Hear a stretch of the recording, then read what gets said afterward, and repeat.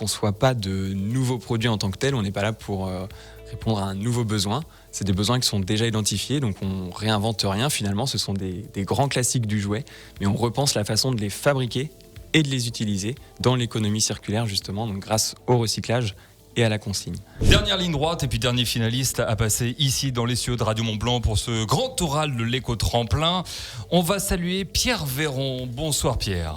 Bonsoir. Alors Audrey, est-ce que tu peux présenter en 2 mots ce que fait Pierre et puis après on lui laissera la parole pour qu'il développe tout. Tu veux pas tout de suite lui donner la parole ? Non, je te donne la parole. Ah d'accord. Je donne la parole à tout le monde. Ah ben, Pierre Véron est là pour le Jouet Simple, qui est une entreprise qui a justement qui fête ses 1 an, c'est ça que vous disiez ? Exactement. Voilà, bon anniversaire au Jouet Simple. Qu'est-ce que le Jouet Simple ? Qu'est-ce que le Jouet Simple ? Alors le Jouet Simple, c'est la première marque de jouets consignés, fabriqués en France en plastique recyclé. Alors qu'est-ce que c'est un jouet consigné ? En fait, c'est un jouet qui intègre une petite consigne qui est tout de suite comprise dans le prix du jouet, qu'on propose du coup de remettre aux parents lorsqu'ils nous renverront le jouet. Donc nous, on ne conçoit pas de nouveaux produits en tant que tels, on n'est pas là pour répondre à un nouveau besoin. C'est des besoins qui sont déjà identifiés, donc on réinvente rien finalement, ce sont des grands classiques du jouet, mais on repense la façon de les fabriquer et de les utiliser dans l'économie circulaire justement, donc grâce au recyclage et à la consigne. Donc le recyclage, parce que c'est fait à partir de plastique recyclé, donc c'est un seul type de plastique. Donc ça c'est très important, nos jouets sont donc éco-conçus, donc ils sont monomatières, c'est-à-dire qu'en fait on pense leur fin de vie dès leur conception. Donc il n'y a pas de colle, pas de vis, pas d'autocollant, de façon à ce qu'ils puissent être 100% recyclables une fois qu'ils ne seront plus utilisés. Et donc c'est la raison pour laquelle finalement, nous on va les enfermer dans notre boucle vertueuse, de façon à pouvoir les recycler derrière grâce à la consigne. Donc on va tout de suite inciter les parents finalement à nous renvoyer le produit quand l'enfant ne jouera plus avec. Et ensuite du coup à rentrer dans notre boucle pour avoir accès à un autre jouet qui corresponde à l'âge de l'enfant. Alors vous parlez de boucle, c'est au niveau des âges des enfants. Alors là, on a notre première gamme qu'on vient de lancer donc en décembre 2021, donc il y a quelques mois. C'est une première gamme de 3 jouets d'éveil. Donc on a un hochet, un petit train à promener et des petites coupelles à empiler donc, que j'ai ramené là. Donc ce sont des jouets, des grands classiques du jouet d'éveil, hein, comme je vous disais, où en fait on reprend les basiques, donc l'empilement, le hochet pour manipuler donc des 6 mois, et puis le petit train à pousser à partir de 1 an, donc 12 mois, de façon à pouvoir vraiment évoluer avec l'éveil des enfants. Le plastique que vous utilisez pour fabriquer du coup vos jouets, lui aussi vient déjà éco-conçu. Exactement. C'est ça ? En fait, l'idée en lançant le Jouet Simple, c'était surtout de ne pas utiliser de matières premières issues de la pétrochimie ou qui soient neuves finalement.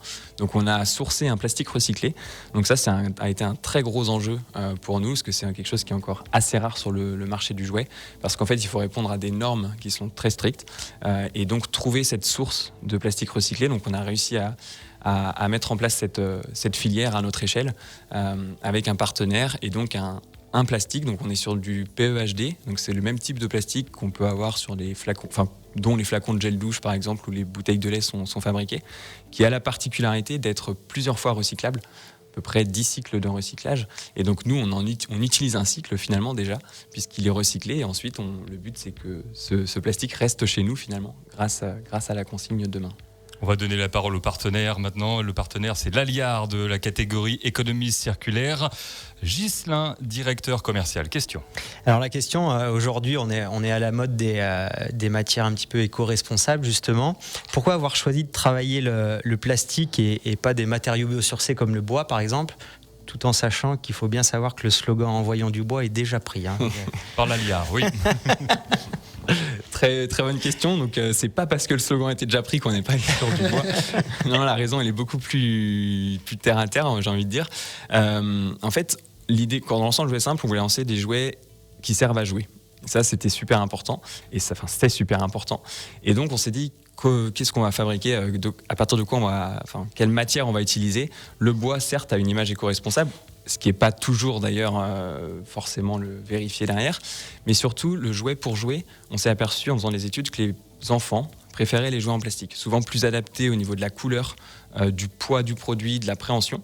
Et donc, dans cette idée de fabriquer un jouet pour jouer, et non un jouet qui finira très vite sur un placard, qui va être très joli, hein. J'aime beaucoup les jouets en bois, mais voilà, dans cette idée d'être très utile finalement, on est parti sur un jouet en plastique. Et de là, on s'est dit jouet en plastique, d'accord, mais pas du plastique vierge, donc plastique recyclé, et de là est partie toute l'étape de recherche derrière, de façon à pouvoir sourcer le bon plastique. Et enfin, parce que le plastique aussi présente finalement cette caractéristique, s'il est bien conçu au départ, enfin si le produit est bien conçu au départ, de pouvoir se recycler beaucoup plus facilement. Le bois, en l'occurrence, va présenter moins de particularités et de jouabilité. Si on enlève les vis, la colle, etc., ça devient compliqué de faire un jouet avec beaucoup d'usage. Thomas Perrault, responsable marketing et communication chez Laliar, a également une question pour vous. Du coup, on s'est rendu compte que vous aviez une gamme pour l'instant relativement courte, mais finalement avec une matière première qui est assez conséquente et qu'on peut trouver, j'imagine, assez facilement. Est-ce que vous envisagez de développer d'autres gammes de jouets, voire même des produits différents que des jouets ? Alors, il y a 2 points dans cette question. La matière première qui est très conséquente, on pourrait croire ça, en effet, le plastique recyclé, on entend parler de ça partout, il y a du plastique partout et c'est vrai. Seulement nous, sur le plastique recyclé qu'on utilise, comme je vous disais tout à l'heure, il faut qu'il soit vraiment que la traçabilité soit parfaite. On n'utilise pas du plastique issu de la poubelle jaune, on utilise du plastique issu de chutes de fabrication, donc il faut qu'il soit propre, bien régénéré. Et en plus de ça, nous on utilise un plastique qui est du PEHD, qui doit être vierge de façon à être bien retravaillé derrière, enfin au niveau de la couleur je parle. Donc c'est une source qui est finalement assez rare même, j'ai envie de dire, donc c'est la première chose.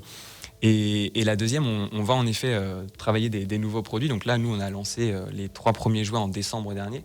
Donc on a fait le choix déjà de se lancer avec 3 jouets pour avoir malgré tout une première gamme, même si elle est courte, et pas lancer un seul jouet.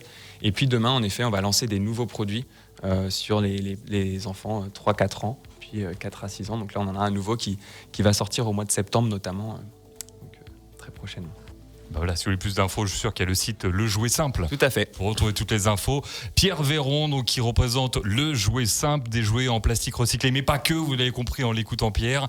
Et on en profite d'ailleurs, vu que c'est le tout dernier moment pour ce grand oral. Vous pouvez retrouver aussi bien l'interview de Pierre que l'interview de Damien juste avant avec le Drive tout nu, pareil sur la page Facebook de Radio Mont-Blanc, ainsi que tous les autres qui sont passés, tous les autres finalistes de ce grand oral Éco-Tremplin saison 2 Radio Mont-Blanc.